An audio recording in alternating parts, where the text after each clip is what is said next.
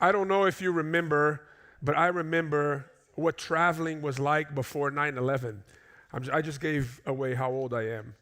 Uh, but I remember when I would travel with my then girlfriend, who became my wife, Beth. We would go into the airports, we'd grab our favorite drinks outside and just bring it in through the security gate. I would always travel with my Swiss Army knife, and that's very important. No need for you to remove shoes. You can make it to the gate in no time. And then after 9/11, obviously, everything changed. And things that used to take 15, 20 minutes, now we're taking an hour and a half for you to get from the outside or the main lobby of the airport into your gate. There's this principle that where when trust goes down, bureaucracy goes up. Every time that trust goes down, bureaucracy goes up. I read a book a little while ago by this business leader by the name of Stephen Covey. I don't know if you've read The Speed of Trust, but he says there in that book that when trust goes down, two things actually go up, which is equals bureaucracy, time and money. Things become more expensive, and things then take a lot of time to happen and to take place. And that principle applies everywhere. He says that every time that trust goes down, whether it's in the business or in the context of the family, things take a long time, decisions take twice as long to be made, and things become very, very costly. And I was thinking about that in the context of our relationships. We've been going through this series of sermons on relationships entitled Woven Stories. And I was thinking why our relationships are in the place that they're at. Why do we feel stuck in our relationships? And if that is true, everything that I've said up to this point, what Stephen Covey said, is because we lack trust in our relationships. And when there's no trust in relationships, there's no space for vulnerability. And when there is no vulnerability, there is no intimacy. And our relationships are stuck and they suffer. And not only that, not only sometimes we find ourselves in these places in our relationships because trust is really, really low, but we also suffer from it because what happens to us is all of that gives way into cynicism. It destroys our ability to trust again. How many of us have been betrayed in the context of our relationships, and we've had a hard time starting new relationships, trusting other people because we were betrayed, we were hurt in previous relationships. And what I want to encourage you today with is to tell you that you should not settle for that. Why? Because we were made for relationships. We've been saying this all along in this series. You were made for relationships. You cannot thrive unless you exist in the context of relationships. You were created in the image of a God who is a community within himself, and unless you are in relationships, and moreover, unless your relationships go deep, unless there's real intimacy in your relationships, there's no hope for any of us here today. And so the question then becomes, how can we repair trust? If that's where we find ourselves today, either cynical because of being betrayed in the past, or our relationships are stuck, how can we move towards the repair of trust? The passage that I want to share with you this morning is a phenomenal passage. It's one of the most powerful passages that I find in the gospel accounts. It's an encounter that the Lord Jesus Christ, after his resurrection, just a few days after his resurrection, has with his disciples at a beach of Tiberias and the Sea of Galilee. I had an opportunity to go to that place. And when I was at that place, I reminded myself of this text, and the Lord spoke deeply to Beth and I at that time, a few years ago, when we had the opportunity to be in Israel. And there was a lot of new insight that I received in this passage. I want to share this with you as a source of hope for all of us this morning. I want to invite you to read with me John 21. I'm going to read just a few verses here in chapter 21. We're going to read verses 15 through 19. So will you follow along with me? And when they had finished breakfast, Jesus said to Simon Peter, "Simon, son of John, do you love me more than these?" And he said to him, "Yes, Lord, you know that I love you." And he said to him, "Feed my lambs." He said to him a second time, "Simon, son of John, do you love me?" And he said to him, "Yes, Lord, you know that I love you." And he said to him, "Tend my sheep." And he has said to him a third time, "Simon, son of John, do you love me?" And Peter was grieved because he said to him the third time, "Do you love me?" And he said to him, "Lord, you know everything. You know that I love you." And then Jesus said to him, "Feed my sheep. Truly, truly, I say to you, when you were young, you used to dress yourself and walk wherever you wanted, but when you are old, you will stretch out your hands, and another will dress you and carry you where you do not want to go." This he said to show by what kind of death he was to glorify God. And after saying this, he said to him, Jesus said to Peter, "Follow me." This is the word of the Lord. Now, what's interesting to me about this passage is what Jesus does here to Peter. What Jesus does here to Peter is something quite scandalous. And I don't know if you were paying attention as you were reading, but there's something quite scandalous that Jesus does here to Peter.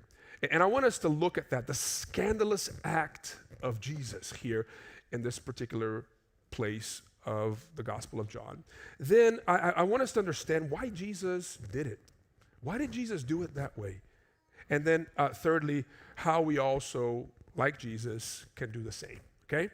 So what's happening here? Now, what Jesus does here in this text is what wisdom, counselors, people that have lived long enough, who have wisdom, pastors, will tell you to do in the context of brokenness in a relationship. What wisdom will tell you across the board is that none of us should be people that should hold any grudges. Put the fact that we are Christians, put the fact that we are followers of Jesus aside.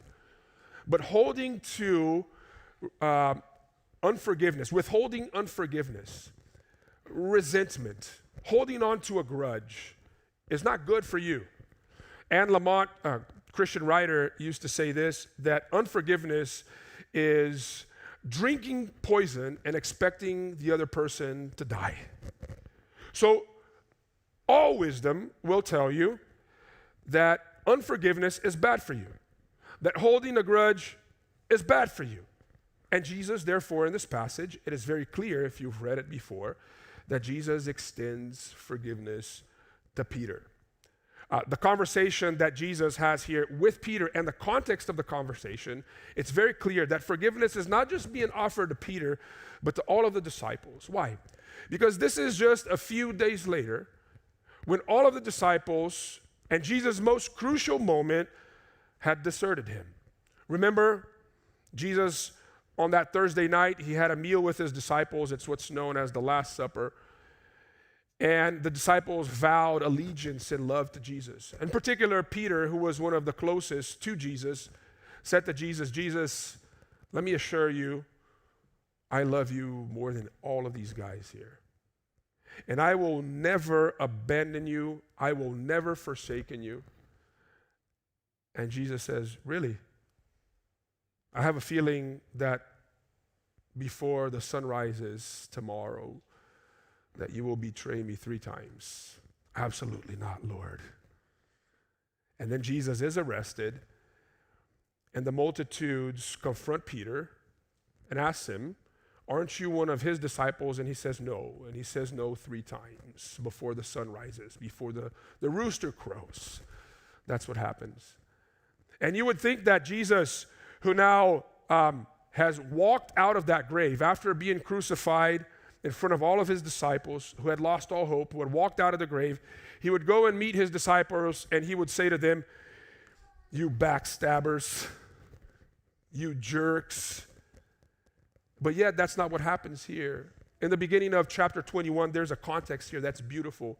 That while the disciples go about their lives, or they go back to their activities, the activities that they exercised, the profession that they exercised before Jesus called them to the ministry, which was fishing They're back doing life as usual. Jesus comes to the beach where they are fishing.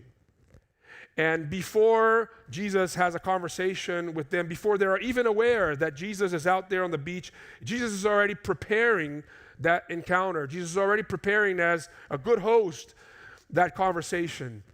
And he does it by making a fire and grilling some fish for the disciples. A peace meal, literally. I mean, that should have been probably in history the best meal that you could ever, or any human could ever taste, better than any 3-star Michelin restaurant, because it was cooked by God himself. And when the disciples realize in the conversation that I'm not going to go into here, that it's Jesus who's out on the beach, he's talking to them while they're still on the boat. Peter is the first one to put his clothes on and jump into the water. You think you would take off your clothes, but he actually puts his clothes on because he's eager to meet with Jesus, and he meets Jesus at the beach. Jumps into the water and meets Jesus at the beach. And it's the context by which this conversation happens. You can see Jesus' heart moving towards restoration and reconciliation. And Jesus asks Peter 3 times, Peter, do you love me? Peter, do you love me? Peter, do you love me? Giving Peter an opportunity to redeem himself for all of the times that he had denied the Lord. That's beautiful. Jesus is extending clear forgiveness to Peter. Jesus is extending clear forgiveness to all of his disciples that deserted him just a few days before at his hardest moment and hour. That's clear in the passage.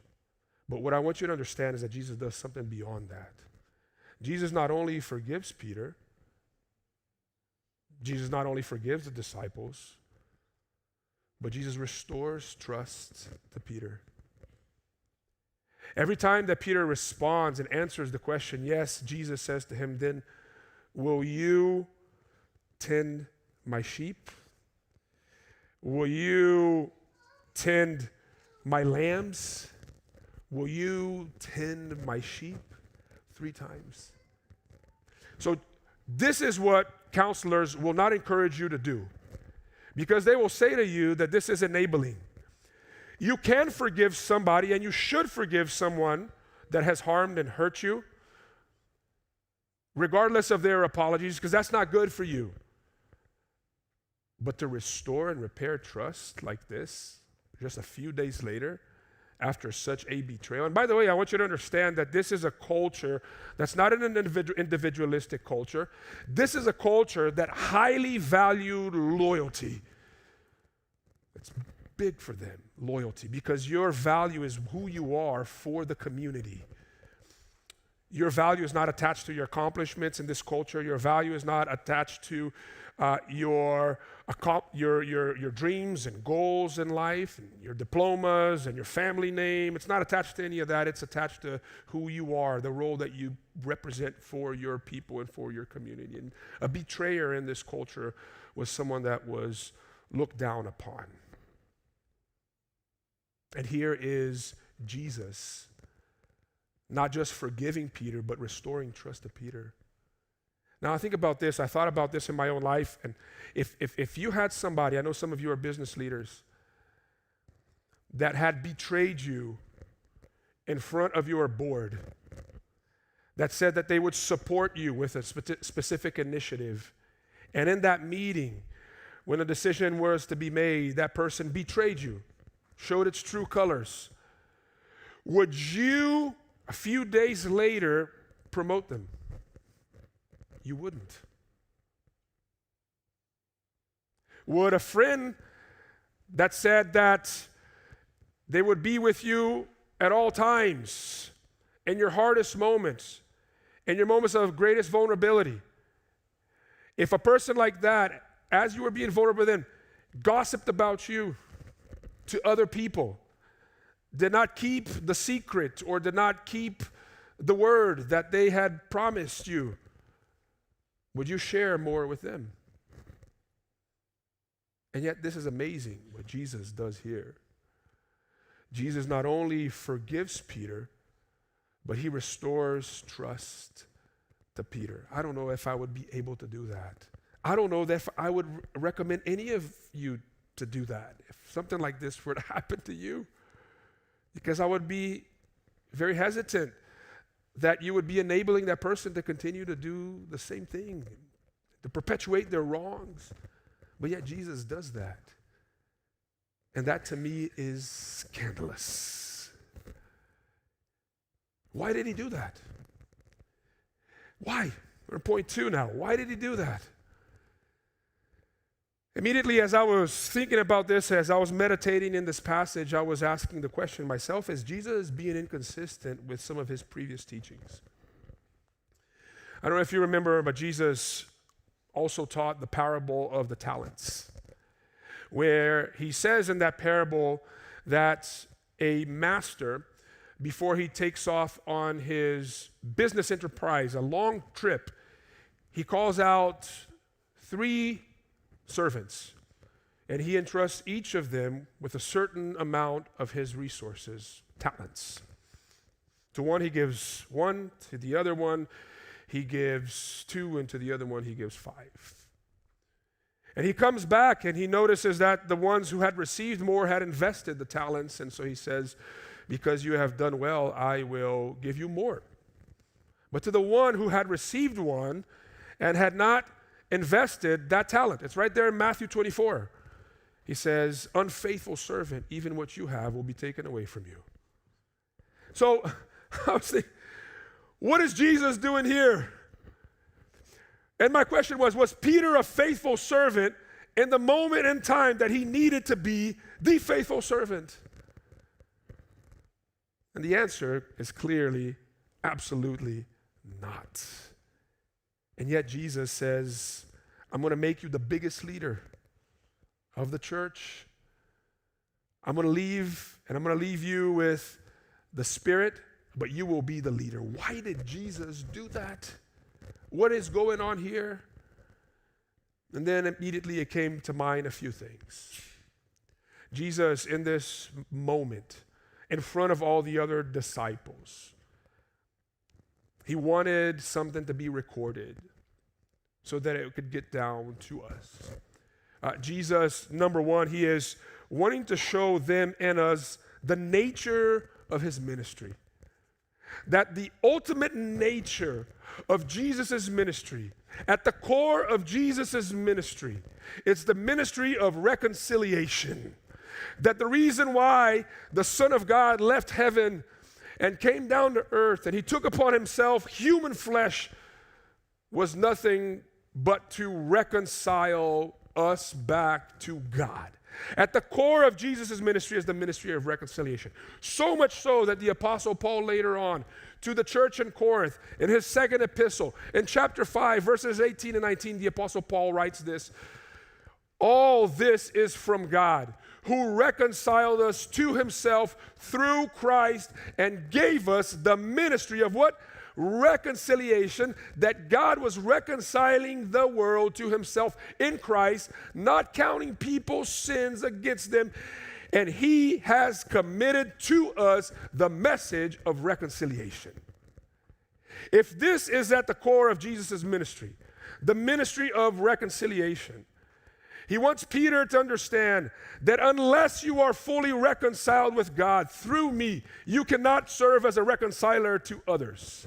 And if you have been reconciled to God through me by my sheer mercy and grace, which you do not deserve because you dropped the ball a few days ago, your whole life has to be lived for the purpose of reconciliation.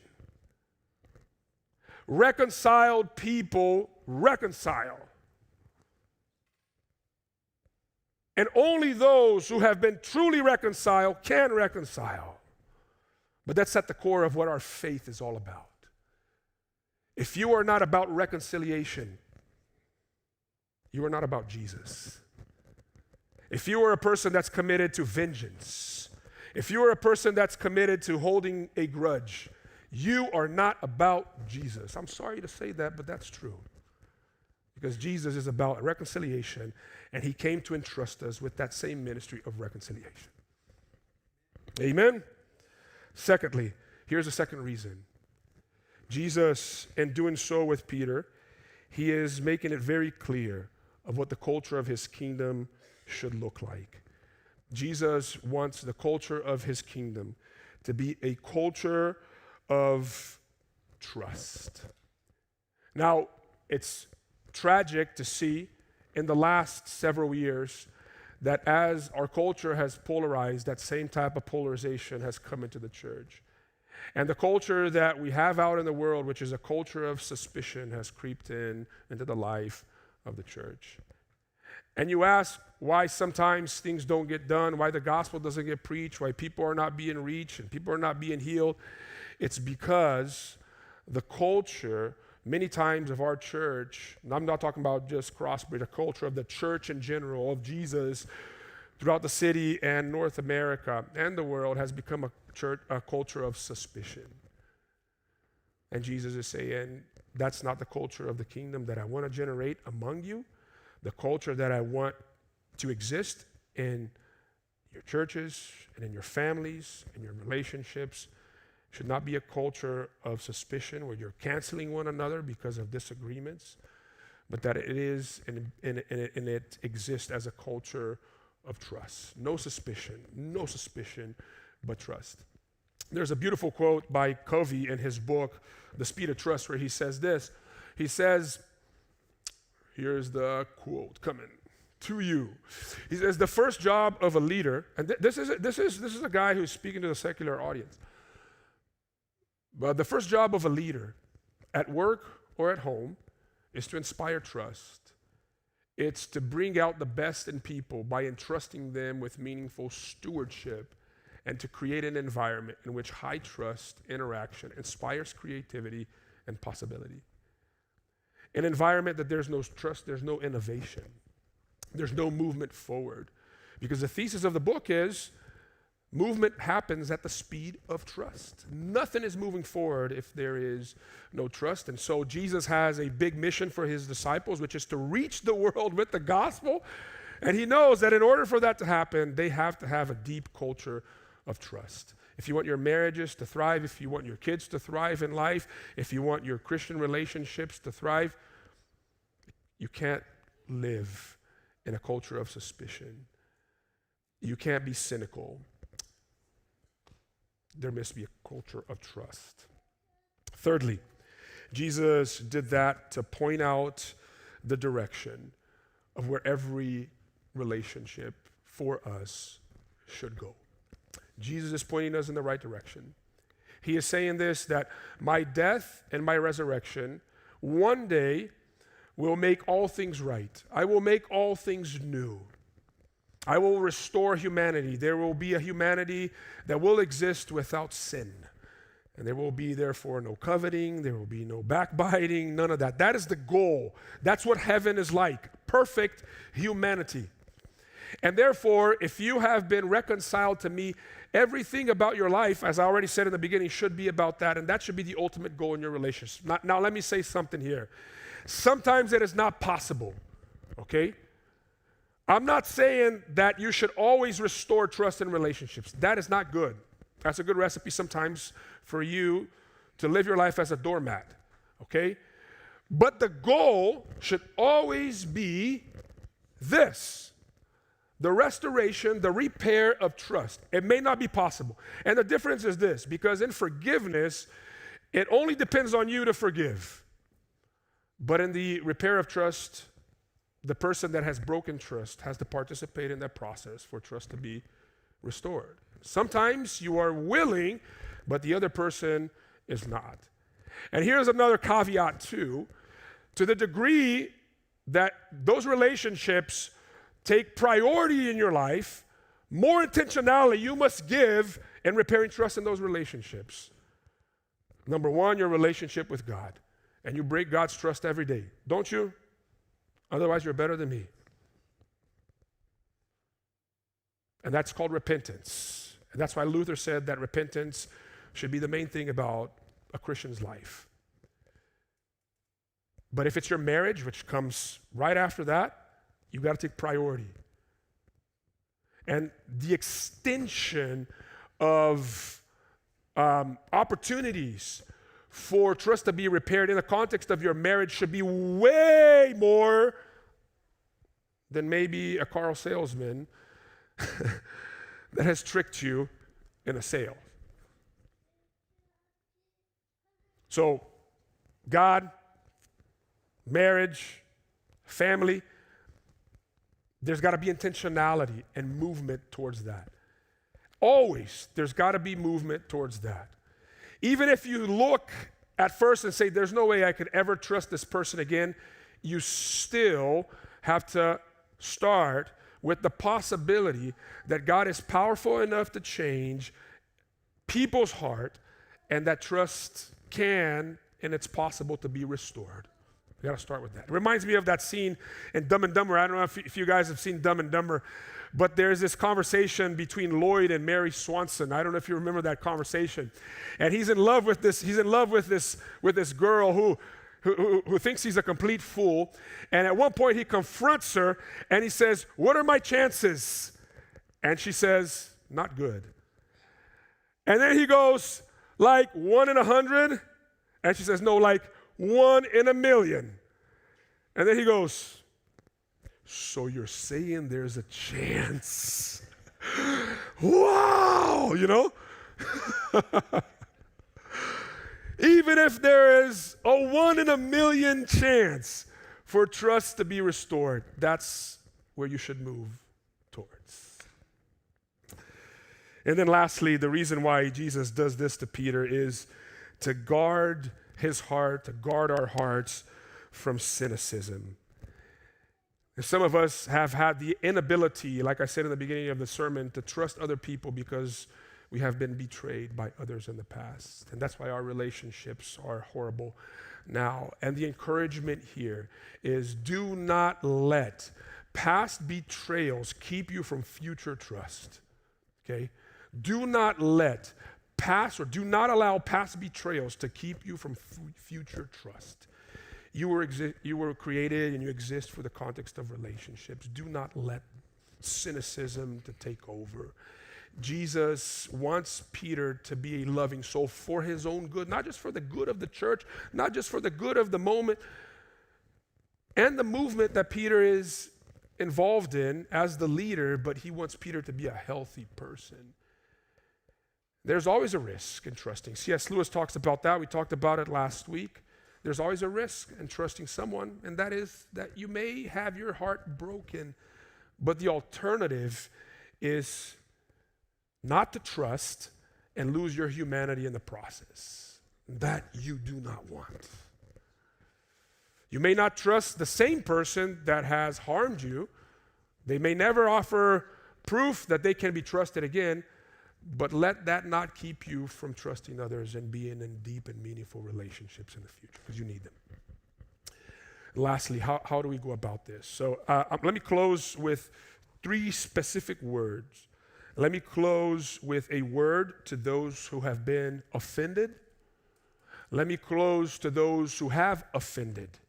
And then let me close with a word to all of us, whether you are on one side or the other, because we are always on both sides at different moments in our life. So if you have been offended, what Jesus is encouraging you to do here is to extend opportunities for repair. What is Jesus doing here to Peter? He is asking Peter to backtrack his steps. Jesus is giving Peter the opportunity to go back and revisit all the different moments that he was offered an opportunity to affirm and support him, and he denied him. And all that happened at a fire, and here's Jesus back at a fire with Peter, where he gives Peter the opportunity to repair trust. Now, Jesus can do this in a very fast pace because he is God. And he sees the hearts and the intentions and how Peter responded and answered each of those questions. And I'm not suggesting that you do this really quickly, but that you adopt the same process that Jesus is doing here. I like to say that trust is gained in drops but lost in buckets. And when a person empties the bucket, what you do is you put the bucket in front of them again and says, let's put some drops back in there. That's what Jesus is doing to Peter. Do not resist that type of work. Always offer opportunities for trust to be repaired. And they may prove to you that you can't trust them. And maybe you'll leave and you'll come back after a long time and the bucket will still be empty. And that's the reality. Those are the facts. But opportunities must be given. Because what if God treated us the same way? What if Jesus treated us the same way? Where would we be? Now, to the offenders, for those of you who have offended, own it. Own it. Own your betrayal. And make it a purpose in your life to restore trust. Don't just say, I'm never going to pursue that relationship. That person will never trust me again. Say, I will be intentional about regaining trust with this person. And you know what this means? This means a few things: that you relinquish control of the process. You don't dictate the rules. You let the person tell you what it will take. It's out of your hands now. Secondly, you empathize with the person that you have betrayed.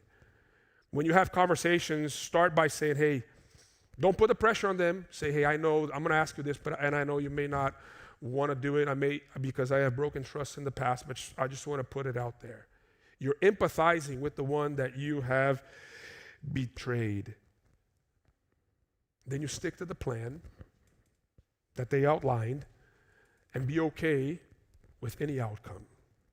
Even if you do everything right and trust is not repaired, it's no longer your responsibility. But you are intentional about it. You are available to it. And then to all of us here in this room today, much more could be said, but I'll just stop right there. But I'll say this, that for all of us here in this room, we are to remember that which Jesus has done for us. Jesus, in verse 19, the last words to Peter is, follow me. Follow me. Follow me in this. How do you get into touch with that which Jesus has done for you? In our relationship with God, God is not the one who has dropped the ball. We are the ones who have dropped the ball, and we drop the ball constantly. We are on the betrayer's side. And yet, Jesus goes to the cross, and he takes upon himself our condition of betrayer, and he experiences the vengeance of God upon himself, something that we all deserve, so that we can be reconciled to God. The reason why we can be reconciled is because Jesus pays the penalty of what a betrayer deserves, and he does it in our place. And it's because of that he can entrust us with his message. He can entrust us with his mission. He can entrust us with resources that we do not deserve, our family, our kids. These are things that he has entrusted us with. It's all because of grace. And the same grace should be present in our life as well. And it's to the degree that you remember how Jesus has treated you that you are able to answer the most important question of all.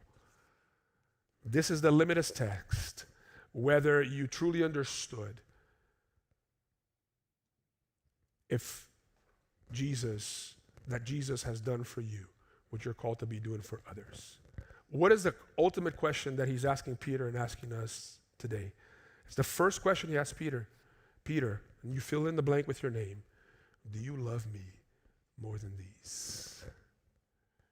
It's only if you love him more than anything that you will be committed to following him and living a life that's dedicated to repair. Will you pray with me?